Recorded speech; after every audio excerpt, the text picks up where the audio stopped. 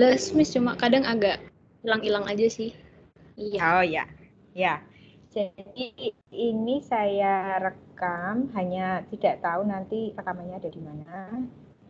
Oke, baik, kita mulai ya. Nanti kita urus yang rekam nanti.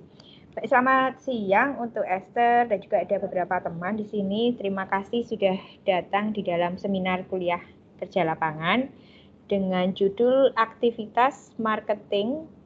Jadi sebagai relationship officer di internship-nya di PT Pegadaian CP. CP itu apa? Kantor cabang ya? CP. Tugu Kulon Iya, ya. betul, kantor.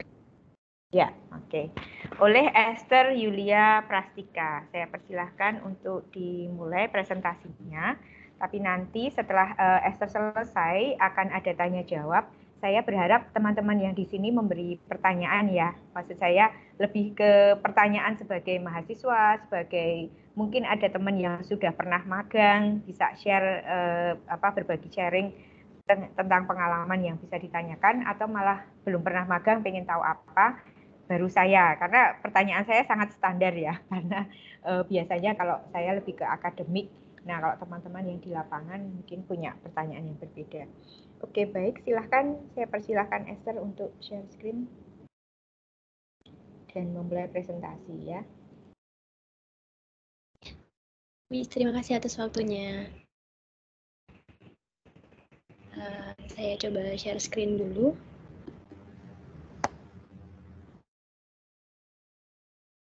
Apakah sudah terlihat? Belum, ya. Ya, baik, saya mulai. Sebelumnya selamat siang Miss Vita dan teman-teman semua. Perkenalkan, saya Esther Yulia Prastika. Jadi di sini saya akan mempresentasikan hasil dari kegiatan saya selama KKL di PT Pegadaian sebagai Relationship Officer dengan judul Aktivitas Marketing Relationship Officer Internship di PT Pegadaian. Baik, sebelum saya menjelaskan apa saja aktivitas saya selama program KKL ini, saya akan menjelaskan terlebih dahulu apa itu PT Pegadaian. Mungkin Miss Vita dan teman-teman semua ada yang sudah cukup familiar dengan PT Pegadaian ini. Jadi PT Pegadaian ini merupakan salah satu perusahaan yang ada di bawah naungan BUMN, tetapi tetapi sebelum ini sudah diakuisisi oleh Bank BRI, dan secara tidak langsung berarti sekarang PT Pegadaian itu ada di bawah naungan BRI sebagai anak perusahaan Bank BRI begitu. Kemudian secara resmi ini PT Pegadaian itu didirikan pada tanggal 1 April 1901 dan pada tahun 2012 Pegadaian ini yang awalnya berbentuk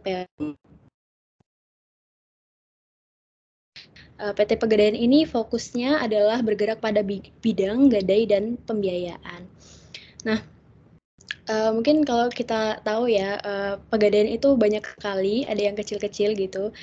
Kalau untuk kantor cabangnya sendiri itu ada kurang lebih 642 unit kantor cabang pembantu, dan kebetulan saya ditempatkan di CP Tugu Kulon. CP Tugu Kulon ini sendiri ada di Jalan Magelang nomor 53, Bangunrejo di Kota Yogyakarta. Untuk jam kerja sendiri, Senin sampai Jumat itu di 8 pagi sampai jam 3 sore. Untuk Sabtu itu hanya setengah hari dari jam setengah 8 sampai jam 2.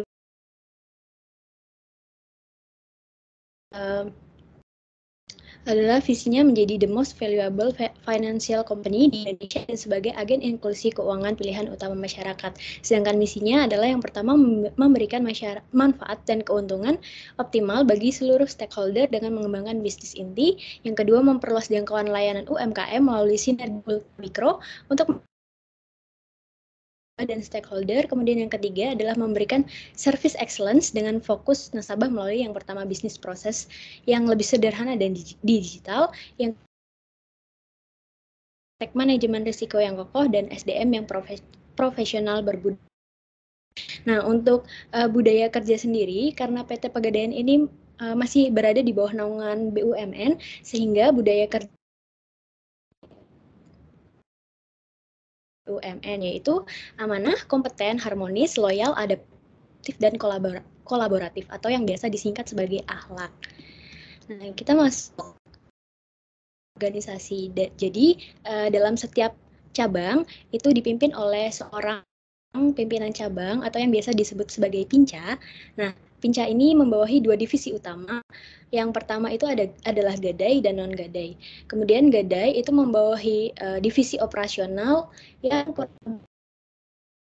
kasir dan penyimpan barang jaminan, sedangkan untuk non-gadai itu membawahi account officer dan mikro. Nah, kemudian ada divisi marketing yang terakhir. Nah, divisi marketing ini dibagi lagi menjadi 3, yaitu relationship officer atau yang saya jalani, kemudian marketing officer atau MO, dan BPO.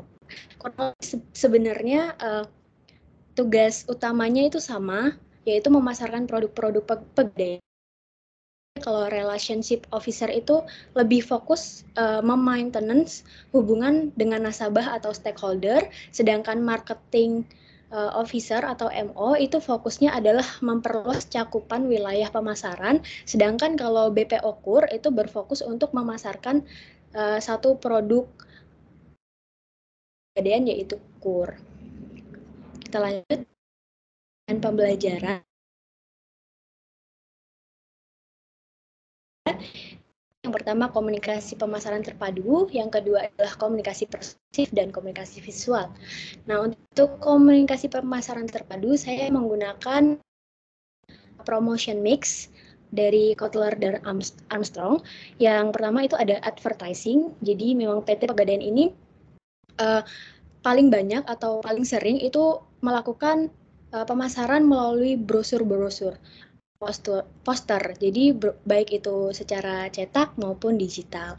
Kemudian yang kedua sales promotion. Nah, untuk sales promotion ini bagi karyawan biasanya itu akan ada intensif tambahan apabila berhasil menjual produk-produk tertentu, dan kalau misalnya bagi nasabah biasanya di produk-produk tertentu itu ada promo.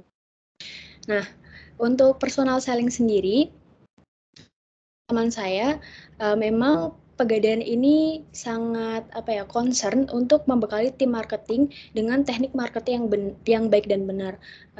Seperti misalnya pengalaman saya itu sebelum saya terjun langsung ke lapangan, itu ada 3 hari induksi, coaching dan mentoring terkait bagaimana cara yang harus kami juga dibekali dengan buku panduan teknis marketing gitu. Publicity sebenarnya yang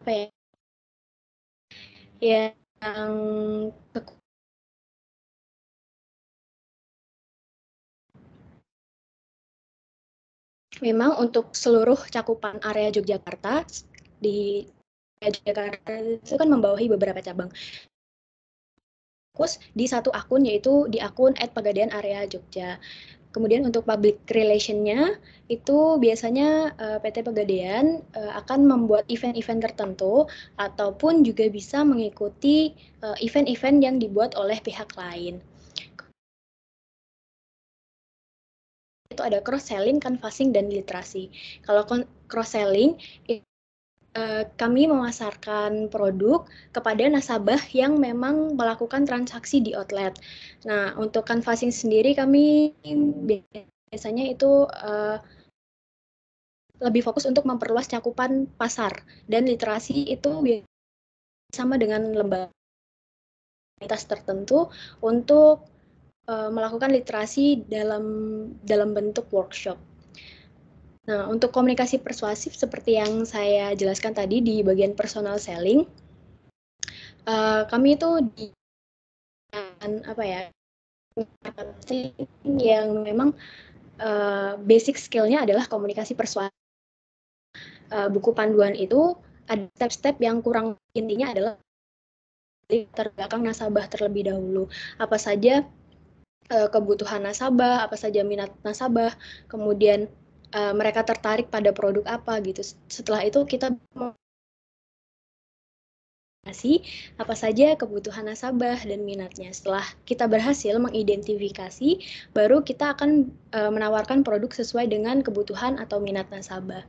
Nah, untuk komunikasi visual, kebanyakan itu memang melalui media sosial Instagramnya Pegadaian Area Yogya, baik itu konten maupun konten reels dalam bentuk short video. Kemudian selain itu juga komunikasi visual paling banyak itu dilakukan oleh brosur dan poster. Kita masuk ke produk komunikasi yang pertama. Produk komunikasi yang pertama saya buat itu ada pada event Merdeka Creative Kids Fashion Show dalam bentuk Instagram Reels yang ditugaskan sebagai tim dokumentasi konten, di mana saya nggak cuma mendokumentasikan selama berjalannya acara, tetapi saya juga memproduksi konten tersebut dalam bentuk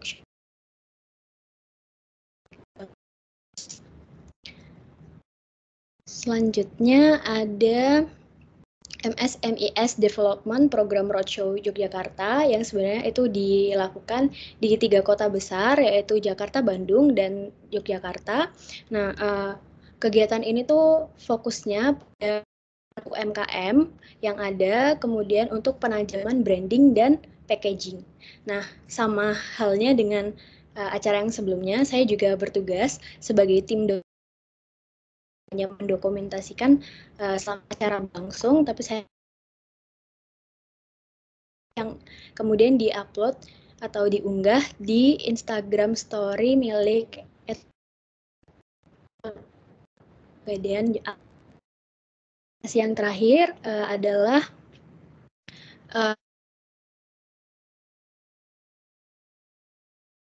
di sini adalah acara dengan targetnya yaitu komunitas reksadana yang ada di Yogyakarta. Nah, dari Mirai Aset itu sendiri, mereka melakukan literasi dan edukasi reksadana, sedangkan dari Pegadaian sendiri itu menawarkan produk Gadai Efek. Jadi Gadai Efek itu adalah salah satu produk yang gunanya kita bisa menjaminkan saham kita sebagai pembiayaan gitu. Bertugas sebagai tim di mana di sini produk luarannya adalah Instagram Stories atau short video. Ke refleksi KKL, jadi yang pertama adalah pengalaman.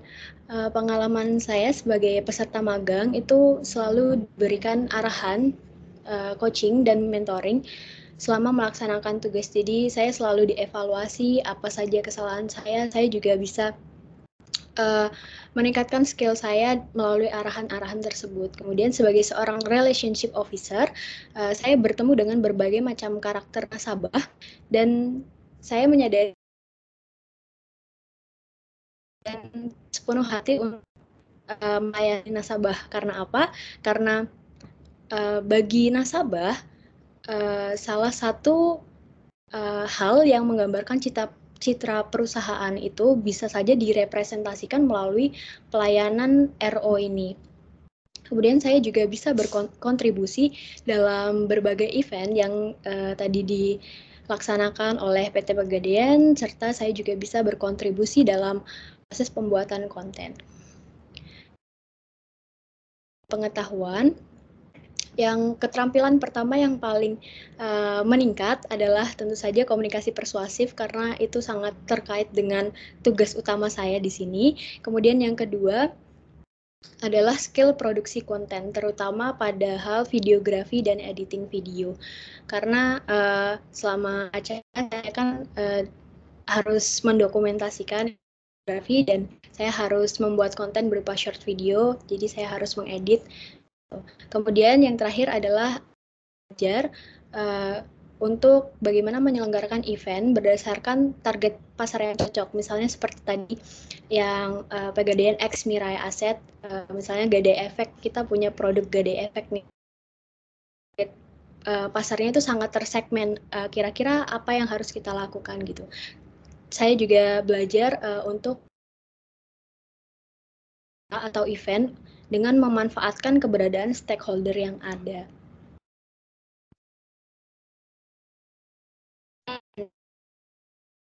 Nah, untuk PT Pegadaian sendiri, pertahankan lingkungan kerja yang positif agar kinerja karyawan itu tetap optimal. Kemudian yang kedua, adanya pembagian wilayah bagi tim marketing yang jelas agar kinerjanya lebih efektif. Meningkatkan penggunaan media digital sebagai media pemasaran, karena memang jujur saja karena keterbatasan tadi akun Instagram yang terpusat, untuk kantor cabang sendiri itu tuh pemasaran melalui media digitalnya masih sangat kurang gitu. Jadi saya berharap PT Pegadaian selanjutnya bisa lebih memanfaatkan media digital ini sebagai media pemasaran. Kemudian yang kedua, untuk yang pasti adalah yang pertama, meningkatkan kualitas pembelajaran mata kuliah terkait seperti komunikasi pemasaran terpadu, komunikasi persuasif, dan komunikasi visual, karena itu sangat membantu saya terutama dalam sebagai relationship officer yang tergabung di dalam tim divisi marketing di PT Pegadaian ini. Kemudian juga tidak hanya secara teori, tapi juga harus melakukan praktek secara real di lapangan agar mental mahasiswa itu bisa terasah. Kemudian yang kedua itu lebih memfasilitasi informasi tempat magang, karena kemarin saya juga ada sempat kesulitan untuk menemukan tempat magang yang memang sesuai, cocok dengan kriteria yang ditetapkan oleh Prodi. Terakhir adalah bagi mahasiswa yang akan atau ingin KKL di PT Pegadaian, bekali diri dengan meningkatkan skill marketing, terutama pada komunikasi persuasif. Karena memang marketing itu nggak akan jauh-jauh dari yang namanya persuasif gitu. Nah, kemudian yang kedua adalah kalau misalnya ingin magang melalui program Magenta. Jadi program Magenta itu ada 2. Jadi memang harus lebih aktif untuk mencari informasi, karena Magenta itu ada dari Kampus Merdeka atau MSIB. Kemudian yang kedua itu dari vendornya BUMN, yaitu FHCI atau Forum Human Capital Indonesia.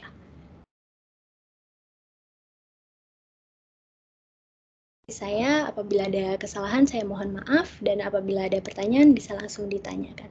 Terima kasih, saya kembalikan ke Miss Wita. Oke, terima kasih Esther. Boleh ditutup ininya ya. Baik, untuk teman-teman yang di sini ada yang mau ditanyakan pada Esther, secara teknis juga nggak apa-apa, karena ini cukup istimewa juga ya, di lokasinya Pegadaian dan BUMN, tidak di tempat yang perusahaan swasta gitu. Ada teman-teman di sini yang mau bertanya? Dalam bentuk chat juga boleh. Kita waktunya sampai 11.30 ya, jadi waktunya cuma sedikit. Silakan teman-teman. Kalau ini kalau belum ada, oh ya, silakan Jihan Akil disampaikan aja. Ya. Selamat pagi. Mohon izin Bu Vita. Perkenalkan, saya Jihan Akil dari Universitas Airlangga. Kebetulan sebelumnya juga pernah magang di PT Pegadaian. Yang ingin saya tanyakan, mungkin karena ada sedikit ini ya Bu ya, perbedaan posisi. Saya sendiri posisinya sebagai customer service.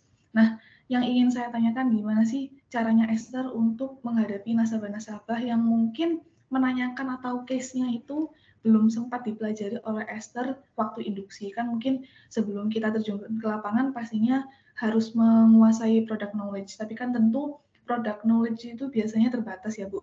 Ada beberapa case yang mungkin di luar dari kemampuan kita. Nah itu saat di lapangan bagaimana cara saudara Esther ini menghandle situasi tersebut? Terima kasih. Ya, langsung dijawab saja Esther. Oke, terima kasih Jihan atas pertanyaan.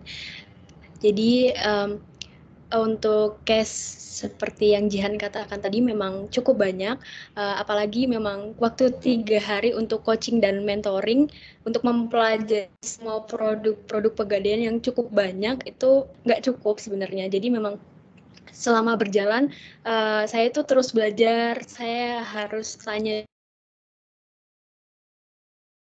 ini gimana, apa aja persyaratan. Nah kalau misalnya memang ada nasabah yang seperti itu, biasanya yang paling kalau misalnya saat itu ada tim lain yang memang lebih paham, biasanya saya juga menanyakan atau kalau misalnya memang saya ingin menjawab, saya biasanya membuka langsung di khususnya sahabat Pegadaian. Jadi di sahabat Pegadaian itu ada produk-produk yang di produk yang misalnya kita mencari produk apa, di situ langsung ada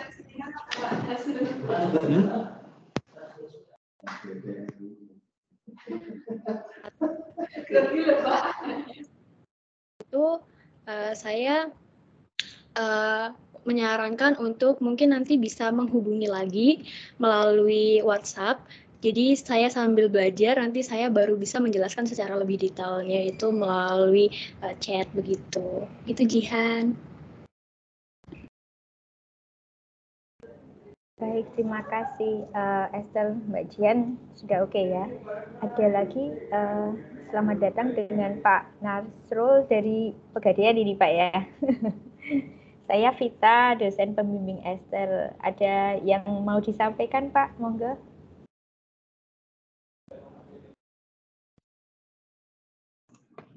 Sementara biar lanjut dulu karena saya baru bergabung. Terima kasih. Oh ya, terima kasih Pak Nasrul ya.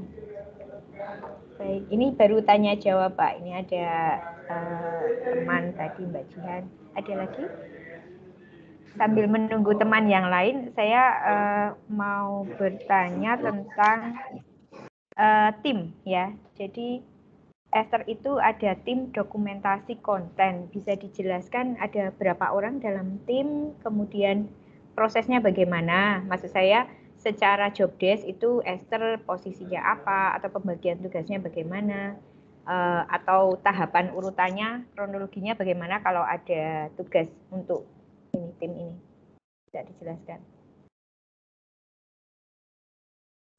Ya, baik. Jadi dalam tim dokumentasi konten ini biasanya ada dua orang karena saya memang khusus untuk short video, sedangkan teman saya yang lain itu khusus untuk konten foto-foto, dokumentasi foto-foto gitu. Nah, karena hanya saya sendiri, jadi memang untuk take video yang videografi itu untuk konten itu memang saya sendiri, kemudian untuk langsung diedit, proses edit juga langsung ke saya sendiri. Nah, kemudian nanti untuk hasilnya itu saya kepada tim marketing yang memang membawahi kami gitu. Jadi memang kan ini adalah acara tim marketing gitu kan, Miss. Nah, jadi memang yang atasannya itu dari tim marketing langsung. Jadi saya hasilnya langsung dikirimkan ke beliau untuk dicek apakah sesuai dengan kriteria seperti itu sih, Miss. Jadi ini timnya terdiri dari dirimu sendiri ya, cuma tidak ada teman lain. Kalau dokumentasi kontennya itu dua orang. Jadi saya khusus untuk video, teman saya khusus untuk foto gitu, Miss. Oh oke. Terus pembagian tugasnya bagaimana? Hanya kan kadang video itu apa ya? Ya saya nggak tahu sih. Ada pembagian tugas, ada koordinasi nggak antara video sama foto? Karena itu kan eventnya sama. Hanya produknya ada foto sama video gitu. Ada pembagian kerja khusus nggak? Nggak ada sih, Miss. Memang bagiannya itu karena kan memang acaranya itu tuh bukan yang seperti berskala besar banget gitu, Miss. Memang hanya kan segmen misal. Gimana, Miss? Kalau ada feeds-nya atau nanti ketika posting, itu kan ada video sama foto itu terus bagaimana? Oh ya, kalau misalnya foto itu sendiri Instagram Story kan bisa untuk foto ataupun video. Nah, tapi kalau video itu lebih ke rekapan acara full-nya gitu. Kalau misalnya foto kan misalnya waktu ada pembicara ini atau foto bersama gitu. Nah, kalau misalnya video itu sendiri lebih ke full bagaimana vibes acaranya gitu. Jadi lebih menampilkan kayak vibes acara selama berjalannya acara itu melalui dokumentasi video. Karena kan video itu gambar bergerak ya, Mas. Jadi bisa dirasakan vibes-nya gitu. Kalau untuk di Instagramnya semua masuk, semua muncul di posting video dan foto. Ada yang enggak, ada yang iya, Miss. Karena dokumentasi itu biasanya kepentingannya untuk laporan, jadi memang enggak semua acara itu dimasukkan diupload ke akun Instagram sih, Miss. Jadi pilihan-pilihan. Bisa misalnya cuma reels doang, atau foto doang, Oh ya, ya itu yang saya atau tanyakan. stories doang. Ya itu yang saya tanyakan karena lebih ke pembagian foto dan video seperti apa. Kemudian untuk produk komunikasinya itu hanya di Instagram saja atau ada platform lain seperti YouTube atau ada produk komunikasi lain yang bisa kamu sampaikan selain sosial media, ada nggak? Sejauh ini sih belum, Miss, karena memang untuk menghasilkan produk itu juga saya harus ikut ke acaranya area gitu. Jadi acara Pegadaian area. Kalau saya kan penempatannya di CP Tugu Kulon. Dan kalau misalnya di kantor cabang itu memang nggak terlalu sering ada event-event, Miss. Jadi saya harus berkoordinasi dengan Pegadaian area juga gitu. Lokasinya di mana? Jauh? Kalau Pegadaian area itu kantor pusatnya itu di Ngupasan, tapi kalau misalnya acara itu biasanya dilakukannya di The Gade Coffee Shop di Mana? Pegadaian Lempuy. Oh. Di Pegadaian Lempuy di sebelahnya itu, Miss. Kebanyakan sih di situ acaranya. Oke. Nah, ini kalau di Form A, kamu rencananya produk komunikasinya apa? Sudah sesuai belum? Sebenarnya agak kurang sesuai karena saya di Form A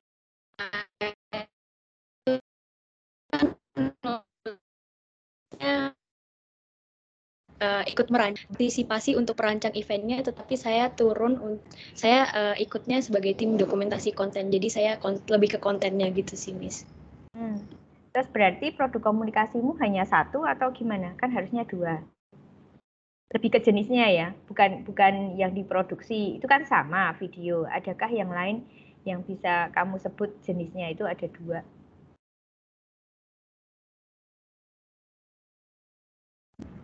Sejauh ini cuma itu sih, Miss, produk komunikasinya yang memang untuk publikasi. Berarti cuma satu jenis aja? Dua, Miss, kan Reels sama Instagram Stories. Ya, kalau menurut saya itu sama ya, karena sama-sama video dan platformnya lain. Nggak ada yang lain lagi ya, entah itu content planner atau dari brosur kamu ikut mendesain atau ada tambahan lain gitu yang versinya beda, jenisnya beda. Belum ada, Miss, karena memang untuk untuk akun Instagram sendiri itu kan terpusat, dan sebenarnya akun Instagram itu Pegadaian area itu tidak terlalu aktif gitu, Miss. Kemudian kalau misalnya untuk brosur itu biasanya dari pusat, sedangkan kalau misalnya poster itu memang disiapkannya dari Pegadaian area biasanya gitu, Miss.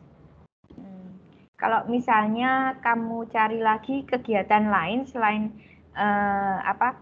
kamu melakukan dokumentasi, pekerjaan job desk lain apa yang membuat ada produk komunikasinya? Kan tidak selalu video gitu kan?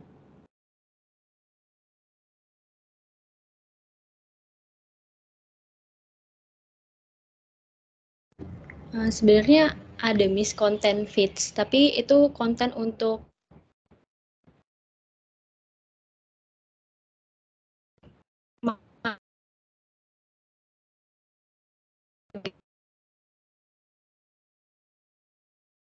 Putus-putus ini.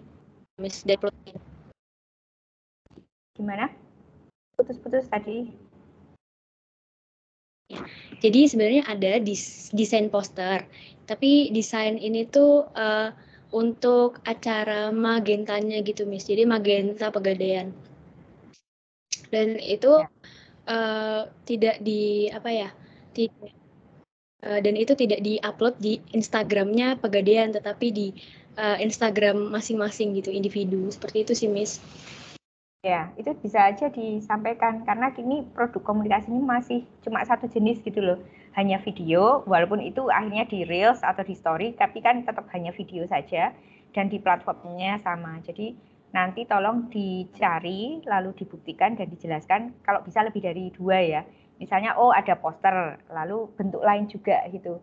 Misalnya dalam keseharian job desk-mu itu kamu memproduksi sesuatu, entah dalam bentuk nggak tahu ya dalam bentuk laporan seperti apa atau mana sebagai relationship officer itu ada sesuatu yang harus disampaikan ke klien misalnya. Nah itu kamu membuat entah apa gitu, nanti dicek lagi karena masih kurang ya gitu. Untuk selanjutnya apakah memang ada yang mau disampaikan Pak Nasrul? Saya beri kesempatan, silakan Pak.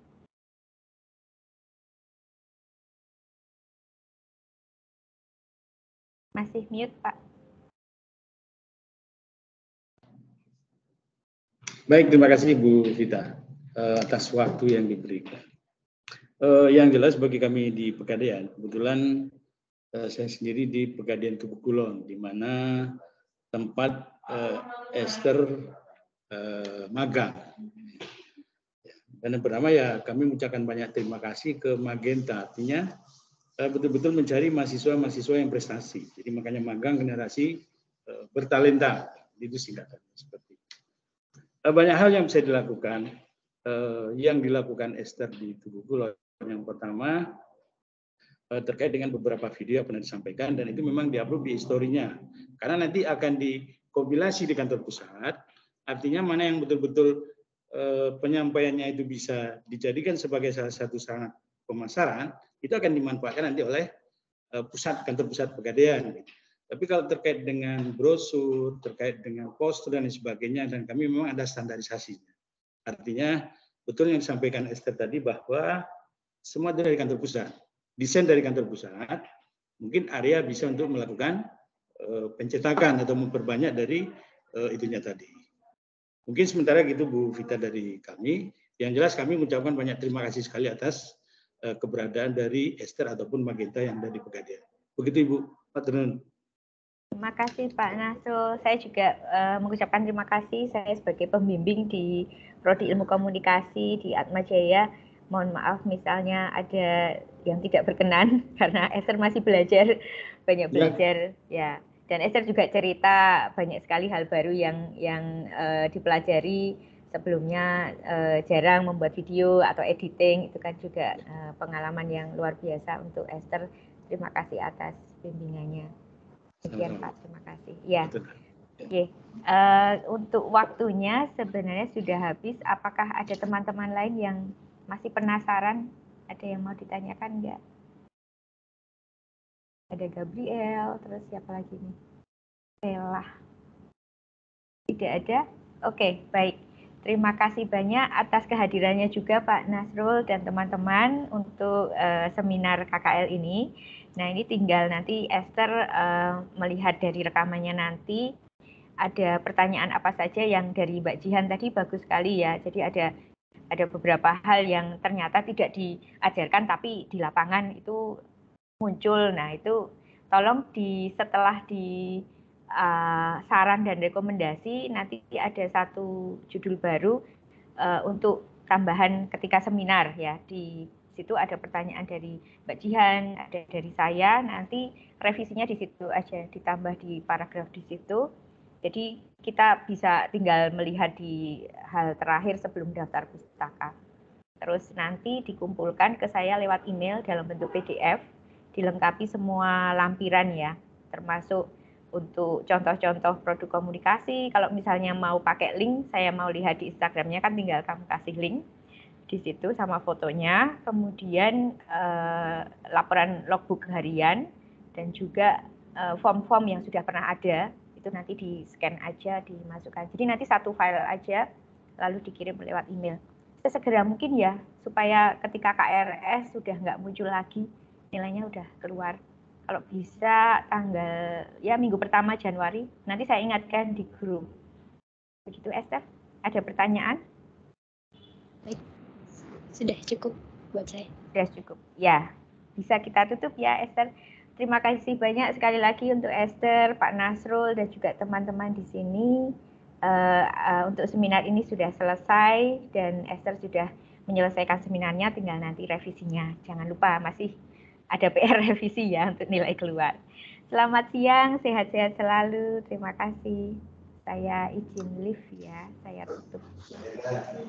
Terima kasih.